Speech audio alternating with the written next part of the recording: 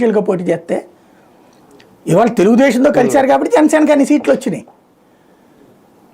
వర్మ సహకరించబట్టి అక్కడ పవన్ కళ్యాణ్ గెలిచాడని వీళ్ళు చెప్తారు.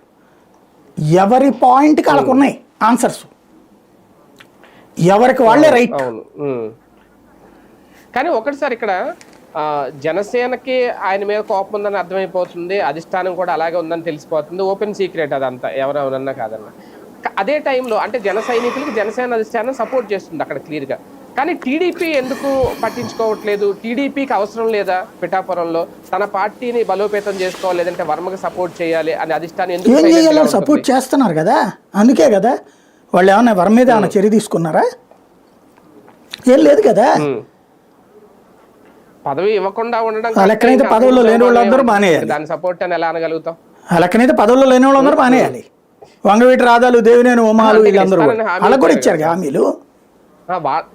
వెంటనే అనలేదుగా. మొదటి లిస్ట్ అని చెప్పారా ఎవరికైనా? ఎవరితో అన్నారు? మనతో అనలేదు కదా. ఆయన ఓపెన్ గా వర్మ దగ్గర అంటే వర్మ కాదు కదా, మనతో అనాలి కదా. ప్రజలతో చెప్పి ఆ మాట అనకపోతే అంటే పిఠాపురం ప్రజల ముందు అన్న మాట ఆ వీడియో అయితే నా దగ్గర ఉంది. మొదటి లిస్ట్ లోనే ఇస్తానని ఇది బహిరంగ సభలో చెప్పాడా? బహిరంగ సభలో ఆయన అక్కడికి వెళ్ళినప్పుడు చెప్పు అక్కడ అందరితో కార్యకర్తలతో మీటింగ్ సూపర్ 6 కూడా